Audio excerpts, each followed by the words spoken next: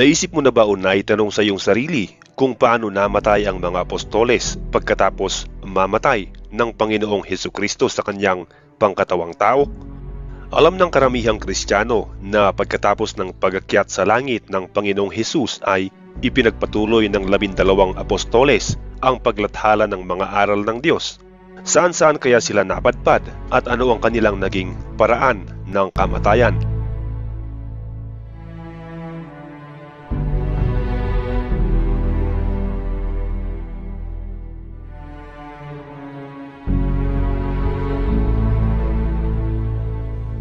Sa paksa nating ito ay ating talakayin kung paano namatay ang mga apostoles.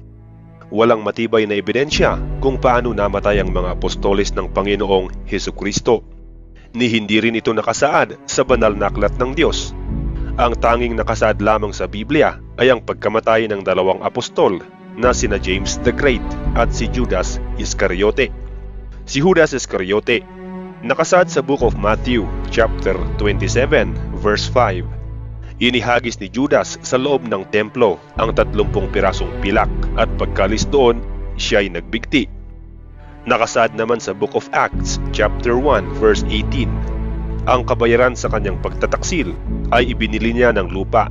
Doon siya nahulog ng patiwarik at sumabog ang kanyang tiyan at lumabas ang kanyang bituka. Maraming tao ang nalalabuan kung paano namatay si Judas Iscariote.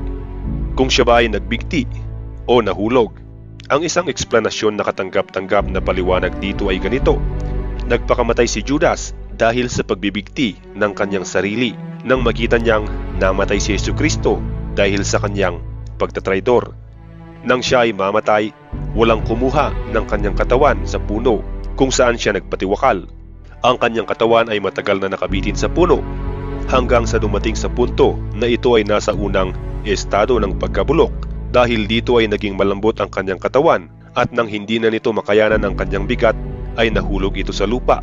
Sa pagkakahulog na iyon ay sumambulat din ang kanyang laman loob na gaya ng pagkakasaad sa Acts chapter 1 verse 18. James the Great o James na anak ni Zebedee. Si James ay kilala rin sa pangalang Santiago. Nang tinawag ni Hesukristo si Pedro, tinawag din niya noon sina Juan at Santiago. Silang tatlo ay pawang mangingisda. Dito ay sinabihan sila ng Panginoon na gagawin niya silang fishers of men. Si James na anak ni Zebedee ang pangalawang apostol na nakasaad sa Biblia kung paano namatay. Mababasa ito sa Book of Acts chapter 12 verse 2. Ipinapatay niya sa pamamagitan ng tabak si Santiago na kapatid ni Juan. Ang kamatayan ni James na anak ni Zebedee ay naganap sa kasagsagan ng pamumuno ni King Herod, isang tigas na hari ng mga Hudyo sa ilalim ng pamahalaan ng Roma. Hinuli ni Haring Herodes si James at pinugutan ng ulo. Siya ay pinaniniwalaang namatay noong 44 AD. Nang makita ni Haring Herodes na masaya ang mga Hudyo dahil sa pagkamatay ni James, ay ipinahuli rin nito si Pedro o si Peter Simon, ngunit ito ay pinatakas ng anghel ng Diyos. Peter Simon o si Pedro. Si Pedro ay anak ni Jonas na isang mangingisda, kaya't lumaki rin siyang mangingisda. Siya ay nagmula sa Bethsaida at Capernaum. Kilala rin siya sa tawag na Simon o Cephas.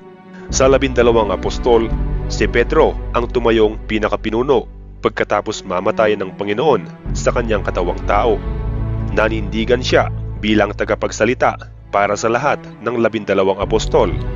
Siya ang unang nagkumpisal kay Jesus at nagpahayag na si Hesukristo ay anak ng buhay na Diyos. Si Pedro ang kaisa-isahang tao na nakapaglakad sa tubig noong siya ay tinawag ni Hesukristo habang ito ay naglalakad sa tubig. Siya rin ang apostol na tumaga sa tenga ng isang sundalong dumarakip kay Hesukristo pagkatapos ng kanilang huling hapunan o mas kilala sa tawag na The Last Supper. Ang pagkamatay ni Pedro ay katulad din ng pagkamatay ni Hesukristo. Siya ay pinako sa krus sa Roma noong panahon ng pamumuno ni Emperor Nero ng Roma. Ito ang panahon kung kailan ang mga Kristiyano ay pinaghuhuli at ipinapakain sa Coliseum bilang libangan ng mga taong ayaw ang Kristyanismo. Ayon sa pinagpapasa-pasang istorya, si Pedro ay ipinako sa krus ng katulad kay Jesus, Ngunit hiniling niyang siya ay ipako sa krus ng pabaliktad o patiwarik sa kadahilanang hindi raw siya karapat-dapat na mamatay katulad ng Panginoong Jesus. Nakasaad din sa Biblia na sinabi ni Jesus kay Pedro, "Pakatandaan mo, noong bata ka pa, ikaw ang nagbibihis sa iyong sarili at pumupunta ka kung saan mo gusto. Ngunit pagtanda mo, iuunat mo ang iyong mga kamay at iba ang magbibihis sa iyo at dadalhin ka kung saan hindi mo gusto." Sinabi niya ito upang ipahiwatig kung paano mamatay si Pedro at kung paano niya luluwalhatiin ang Diyos. Nakasaad ito sa libro ni Juan, chapter 21, verse 18 to 19. Andrew o Andres. Si Andres ay kapatid ni Pedro at isa sa mga anak ni Jonas. Siya ay nanirahan sa Bethsaida at Capernaum at isang mangingisda bago siya tinawag ni Jesus. Ipinagkilala ni Andrew ang iba kay Jesus, maging ang kanyang kapatid na si Pedro. Ang pangunahing layunin niya ay upang dalhin ang iba sa Panginoon na alam nilang ang Mesaya. Nakasaad rin sa aklat ni Juan, chapter 1, verse 32 hanggang 40, na bago pa man siya naging disipulo ni Jesucristo, ay dating disipulo na siya ni John the Baptist, na kamag-anak din ni Jesucristo. Si Andres ay nagpunta rin sa lugar kung saan uso ang kanibalismo at kinakain ang kapwa-tao. Sinabi ng mga naunang Kristiyano dito na si Andres ang nagpalaganap ng Kristyanismo sa Soviet Union. Pagkatapos ay nagpunta siya sa Gresya sa bayan ng Patra. Dito, siya ay pinaaresto ni Gobernador Aegean na nasa ilalim ng gobyerno ng Roma. Hinatulan siyang mamatay sa krus. Si Andres, napakiramdam na hindi karapat-dapat na ipako sa krus sa parehong hugis na krus ng kanyang guro at Panginoon na si Jesucristo ay humiling na maging iba sa kanya. Kaya siya ay pinako sa krus sa isang hugis-ekis na krus na tinatawag ding krus ni Saint Andrew. Pinaniniwalaan ng marami na si Apostol Andres ay namatay noong 60 AD sa buwan ng Nobyembre. Sabi ng ilang historian, habang si Apostol Andres ay nasa krus at unti-unting namamatay, ay pinatawag niya ang mga tao at sila ay kanyang patuloy na tinuruan ng mga aral ng Diyos hanggang sa siya ay malugutan ng hininga. Thomas. Siya ay tinawag ding Doubting Thomas dahil hindi siya agad naniniwala nang sinabi ng ibang apostol na muling nabuhay ang Panginoong Jesucristo. Katulad din ito ng word of mouth na saka ako maniniwala kapag nakita ko na. Wala kasi siya noong unang nagpakita sa mga apostol ang Panginoon. Pagkatapos lang niyang makita si Jesus at mahawakan ang mga sugat na dulot ng pako sa mga kamay ni Jesus, ay saka siya humingi ng tawad at saka naniwala sa muling pagkabuhay ni Jesucristo. Ito ay nakasaad sa Book of John, chapter 20, verse 25 to 28. Ayon sa mga naunang tradisyon at paniniwala, si Apostol Thomas ay aktibong nangaral sa Parthia o Persia at nagpunta rin siya ng India. Nagpunta siya sa India at ipinahayag ang mga salita ng Diyos. Sa ibang version ng kanyang pagkamatay ay inundayan siya ng saksak gamit ang sibat ng isang pari na sumasamba sa Diyos-Diyosang Kali. Habang ang isa namang dahilan ng kanyang pagkamatay ay sinaksak siya ng sibat ng 4 na sundalo dahil ayaw din ng mga ito ang kanyang mga pinapangaral. Philip o Felipe. Ito ang apostol na nag-request kay Jesucristo na ipakita sa kanila ang Diyos Ama. Sinabi sa kanya ni Felipe, "Panginoon, ipakita po ninyo sa amin ang Ama at masisihan na kami." Nakasaad ito sa libro ni Juan, chapter 14, verses 8 to 10. Sumagot si Jesus, "Kay tagal na ninyo akong kasama. Hanggang ngayon, hindi mo pa ako kilala, Felipe. Ang nakakita sa akin ay nakakita sa Ama. Bakit mo sinasabing ipakita mo sa amin ang Ama? Hindi ka ba naniniwalang ako'y nasa Ama at ang Ama ay nasa akin? Hindi sa akin galing ang sinasabi ko sa inyo, ngunit ang Ama na nananatili sa akin ang siyang gumaganap ng kanyang gawain." Siya rin ang apostol na inutusan ng anghel ng Diyos para ibahagi ang aral sa isang eunuch na taga-Ethiopia. At pagkatapos niyang binyagan ang taga-Ethiopia, ay bigla siyang kinuha ng Espiritu ng Diyos at ipinunta sa ibang lugar. Kumbaga ay pinag-teleport siya ng Diyos at napunta siya sa Azotus.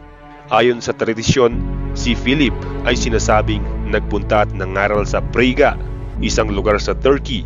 Ngunit siya ay nahuli ng mga Hudyong tumutuligsa sa mga bilin ng Panginoong Hesukristo. Pagkatapos ay ipinako siya sa krus ng pabaliktad at saka pinagbabato hanggang mamatay. Matthew o Mateo. Siya ay kilala bilang Mateo, ang maniningil ng buwis. Ito ay nakasaad sa Matthew chapter 9 verse 9 nang siya ay yayain ni Hesukristo upang sumama sa kanya. Katulad din ng iba pang mga apostol, si Mateo ay nagpunta sa iba't ibang lugar para ibahagi ang salita ng Diyos. Nagpunta siya sa Ethiopia at Persia. Doon siya nangaral ng mga salita ng Diyos. Siya ang nagsulat ng kanyang libro na kasamang nakalagay sa Biblia. Siya ay pinatay sa pamamagitan ng sibat sa siyudad ng Nadaba noong 60 AD. Bartolomeo o Nathaniel. Si Bartolome ay kaibigan ni Philip na taga Bethsaida. Ipinakilala niya ito kay Jesus. Siya rin ang nagtanong noon at medyo diskumpiyado kung totoo bang ang Misaya ay manggagaling sa Nazareth. Nakasaad ito sa libro ni Juan, chapter 1, verse 46. At siya rin ang sinabihan ni Jesus na makakakita ng bukas na langit na nakikita ang mga anghel na panhik-panaog sa anak ng tao. Nakasaad ito sa John, chapter 1, verse 51. Si Bartolome ay nagpunta at nangaral sa Asya ng matagal na panahon. Nagpunta siya ng India. Pagkatapos ay nagpunta siya sa Armenia upang mangaral. Kasama niya roon ang apostol na si Tadeos at pinaniniwalaang sila ang nagpalaganap ng Kristyanismo sa bansang ito. Dahil sa kanyang pangangaral ay naging Kristiyano ang hari ng Armenia na si Haring Polemius. Dahil dito, nagalit ang kapatid ng haring ito na si Prinsipe Astiages, kaya't ipinahuli niya at ipinapatay si Bartolome. Ang kanyang pagkamatay ang isa sa pinakamalubha sa lahat ng pagkamatay ng mga apostol. Sinasabing siya ay pinako sa krus, binalatan ng buhay, tinanggal ang mga balat at hinayaang umagos ang kanyang dugo ng medyo matagal para kanyang madama ang matinding sakit. Pagkatapos ay pinugutan siya ng ulo. May isang version naman ng kwento na maaaring namatay si Bartolome sa Kalyan sa India at hindi sa Armenia sa kadahilan ng walang nakatalang hari ng Armenia na ang pangalan ay Polemius sa talaan ng mga hari ng Armenia. Ngunit mayroong nakatalang haring Polemius sa kasaysayan ng kaharian ng India. James the Less o James the Lord's brother. Si James the Less ang tinutukoy sa Galatians chapter 1 verse 19 na kapatid ng Panginoon. Siya ay anak ni Mary na asawa ni Joseph o mas kilala sa karamihan bilang Mother Mary. Kahit na sinabi sa Biblia na siya ay kapatid ng Panginoon, ay hindi siya katulad ng Panginoong Hesukristo na Diyos anak. Sinasabi rin ng iba na maaaring siya ay half-brother o kaya ay malapit na pinsan ng Panginoon. Siya ay hindi rin anak ni Joseph na unang nakasama ni Mary. Ayon sa balita, si James ay namatay sa pamamagitan ng pambabato sa kanya ng mga Hudyo na sumusunod sa relihiyong Judaismo. Pinaniniwalaang si James ay nangaral noon sa Damascus o kilala ngayon bilang Syria noong magalit sa kanyang mga tao at siya ay kanilang hinuli at pinatay. Sinasabi ring pagkatapos siyang pagbabatuin ay di pa siya tuluyang namatay, kaya lumapit ang isang taong may hawak na pamalo at pinalo siya sa ulo na siyang dahilan ng kanyang tuluyang pagkamatay. Simon the Zealot o Simon na taga Cananeo. Si Simon na taga Cananeo ay isa sa pinakamisteryosong apostol ng Panginoong Hesukristo dahil limitado at di matukoy ang impormasyon tungkol sa kanya. Sinasabi ng ilan na ang karugtong ng kanyang pangalan na Zealot ay dahil sa miyembro siya ng mga Zealots. Ang Zealot ay grupo ng mga Hudyo na pasikretong nag-aalsa laban sa pananakop sa kanila ng Romano. Sila ay mga debotong miyembro ng Judaismo. Sila ay maituturing na mga asasin dahil nagtatago sila ng malilit na kutsilyo sa ilalim ng kanilang mga damit para gamitin sakaling may nais silang patayin na tao, lalo na kung ang taong ito ay tumutuligsa sa kanilang sinusunod na batas ng Torah. Sinasabi ng ilang scholars na maaaring pinili ng Panginoong Hesukristo si Simon the Zealot para mabalanse ang kanyang grupo. Lalo na at kasapi naman dito ang isang maniningil ng buwis na si Mateo. Ganun pa man, si Simon ay kasama sa mga apostol na nakakita sa pag-akyat ni Hesukristo sa langit. Iniwan niya ang kanyang dating buhay at katulad ng ibang apostol ay nagbahagi siya ng mga aral ng Diyos. Paniwala ng marami na siya ay nagpunta sa Ehipto, Cyrene, Africa, Mauritania, Britanya, Libya at Persia at nangaral sa mga tao. Dalawang bersyon din ang kanyang pagkamatay. Ang una ay nagpunta siya sa Persia at doon siya pinatay nang hindi siya sumunod na magsakripisyo para sa Diyos-Diyosan ng mga tao roon na kanilang tinawag na Sun God. Ang ikalawang version ay nagpunta naman siya sa Syria at nang sabihin niyang siya ay kasamahan ni Hesukristo, ipinapako siya sa krus ng isang gobernador at siya ay namatay. Si Jude o Thaddeus. Si Thaddeus ang apostol na usap-usapang kapatid ni James the Less na tinawag namang the Lord's brother, na kung iisipin ay kapatid din ng Panginoong Hesus. Walang matibay na basihan kung siya nga ba ay kapatid ng Panginoon. Maaaring oo at hindi. Ang mahalaga ay isa siya sa mga apostolis ng Panginoon na nagpahayag ng aral ng Diyos sa mga tao. Si Jude ang pinaniniwalaang sumulat sa aklat na Epistle of Jude. Pagkaakyat ni Hesukristo sa langit ay nagtungo si Thaddeus sa Mesopotamia at nangaral siya sa mga tao sa loob ng 10 taon. Dito ay maraming nagpabinyag sa pagiging Kristiyano.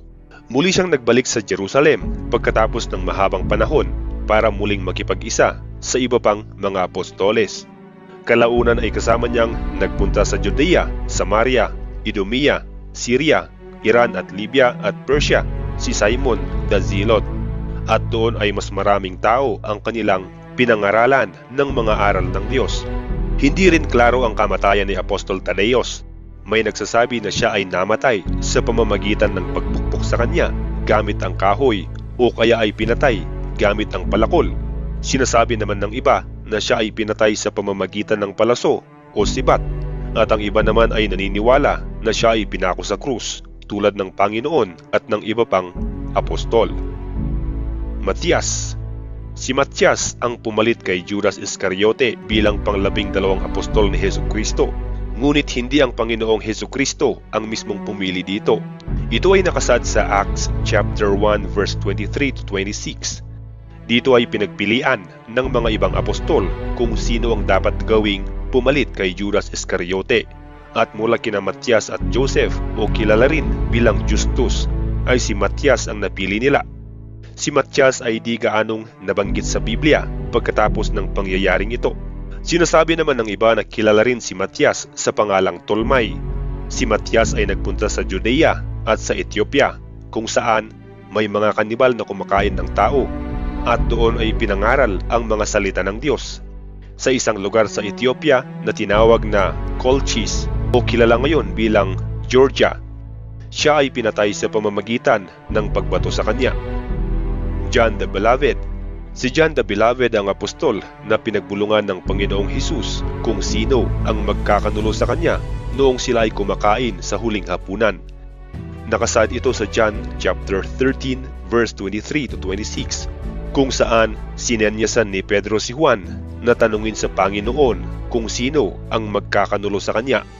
Si Juan din ang isa sa 3 apostol na nakakita sa pagbabagong anyo ng Panginoong Hesukristo noong sila ay nagpunta sa tuktok ng bundok. Si John ay isa ring taga-Galilee na mangingisda tulad ni Pedro. Siya ay nakababatang kapatid ni James the Great o anak ni Zebedee. Ayon sa churchpop.com ay sinabi na si John ay nahuli ng mga autoridad at siya ay dinala sa Roma upang sentensyahan ng kamatayan. Ito ay ang paglubog o pagbuhos ng kumukulong langis sa kanya sa harapan ng maraming manonood. Tama ang iyong narinig. Ito ay kanilang gagawin sa harap ng madla sa isang Coliseum sa Roma kung saan ginagawang katuwaan at kasiyahan ang pagpaslang sa mga Kristiyano. Sa harap ng maraming tao ay hinawakan nila si John. Inilapit sa isang malaking kalan na kasalukuyang kumukulo ang langis na nakalagay dito. Puwersahan nilang inihagis ang apostol dito at inexpect na siya ay mamatay. Ngunit hindi ito ang nangyari. Sa halip, nasaksihan ng mga tao ang himalang ginawa ng Diyos para iligtas si John the Beloved. Imbis na makakita sila ng isang taong nalalapnos at sumisigaw dahil sa sakit, ay nakita nilang si Juan ay nakatayo sa gitna ng kumukulong langis na walang anumang nangyayari. Ayon pa sa kwentong ito, ay sinabing karamihan, kung hindi man lahat, ng mga nakakita sa nangyaring ito ay tinanggap ang pamumuhay ng isang Kristiyano.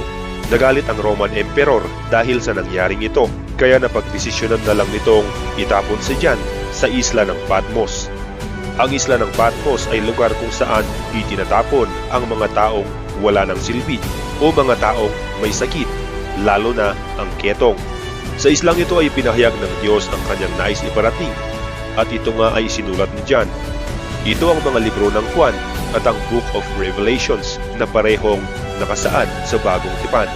May balibalita na may punto kung saan pagkatapos may sulat ni Juan ang mga librong ito ay nakahanap siya ng paraan at siya ay nakaalis sa islang iyon. Sa lahat ng apostol ay si Juan lang ang namatay sa pagtanda. At ito nga ang mga kaganapan kung paano naghirap at namatay ang mga pinakaunang disipulo ng Panginoong Hesukristo. Ngayong nalaman mo na ang pagkamatayan ng mga apostol dahil sa pag-share ng mga salita ng Diyos, gusto ko ring malaman ang iyong reaksyon at masasabi tungkol sa bagay.